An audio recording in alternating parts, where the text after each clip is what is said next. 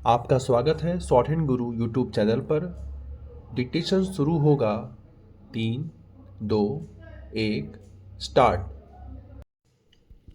America जिस तरह बीते कुछ दिनों से ईरान को चेतावनी देने के साथ ही उसकी घेरेबंदी कर रहा था, उससे ऐसा लगता था कि उसका उद्देश्य उससे वार्ता कर उसे इसके लिए बाध्य करना भर है कि वह अपने परमाणु कार्यक्रम का परित्याग कर दे। लेकिन उससे बातचीत के बीच ही उसने इज़राइल संग उस पर हमला बोल दिया। इसके जवाब में ईरान ने भी इज़राइल के साथ ही पश्चिम एशिया में अमेरिकी सैन्य ठिकानों को निशाना बनाना शुरू कर दिया। उसका साथ देने के लिए लेबनान के हिजबुल्ला और यमन के हाउती भी आगे आ गए हैं। इसका परिणाम ईरान पर इज़राइल एवं अमेरिका के हमले और तेज होने के रूप में ही सामने आएगा। इससे आपसी मतभेदों के दौर से गुजर रहे अरब जगत के साथ साथ पश्चिम एशिया और अस्थिर तो होगा ही, तेल के दाम भी बढ़ सकते हैं।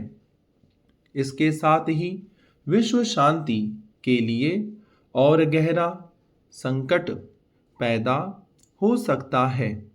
इसलिए और भी क्योंकि अमेरिकी राष्ट्रपति ने ईरानी जनता से अपनी सरकार को उखाड़ फेंकने की अपील करते हुए कहा है कि लक्ष्य पूरा होने तक अमेरिका रुकेगा नहीं। ट्रंप का लक्ष्य केवल ईरान के परमाणु हथियार बनाने वाले तंत्र को ध्वस्त करना ही नहीं, बल्कि वहां सत्ता परिवर्तन करना भी है। इसलिए ईरान के सर्वोच्च नेता खामेनेई के आवास पर भी हमले किए गए। यह जंग ऐसे समय शुरू हुई है जब रूस यूक्रेन युद्ध 4 साल बाद भी जारी है और पिछले दिनों अफगानिस्तान एवं पाकिस्तान में भी युद्ध छिड़ गया।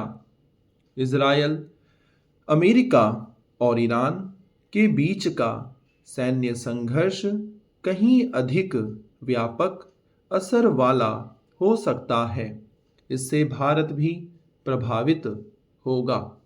उसके समक्ष न केवल पश्चिम एशिया के विभिन्न देशों में रह रहे लाखों भारतीयों को निकालने की चुनौती पैदा हो सकती है, बल्कि महंगे कच्चे तेल की खरीदारी की बाध्यता भी।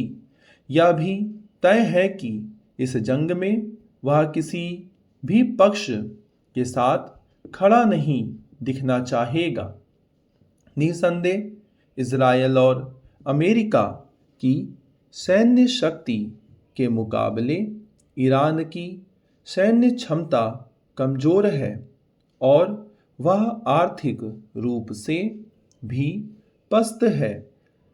पर इसकी अनदेखी ना की जाए कि पिछले वर्ष जून में भी इन दोनों देशों ने ईरान पर हमला बोला था, लेकिन वे ना तो उसके परमाणु ठिकानों को पूरी तरह नष्ट कर सके और ना ही वहां सत्ता परिवर्तन कर सके।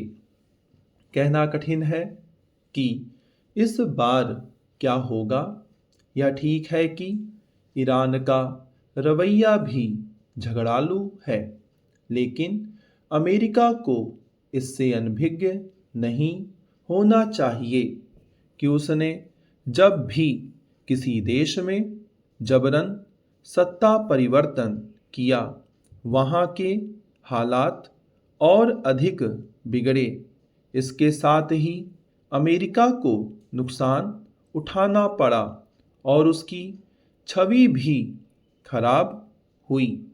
ट्रंप भले ही अपने को शांति का राष्ट्रपति कहते हों, लेकिन अब तक का उनका आचरण अशांति और अस्थिरता फैलाने वाला ही रहा है। चैनल को सब्सक्राइब करना ना भूलें। फ्यूचर के डिक्टेशन और लाइव स्टेनो स्किल टेस्ट देने के लिए साथ में लाइक और शेयर जरूर करें वीडियो को। धन्यवाद।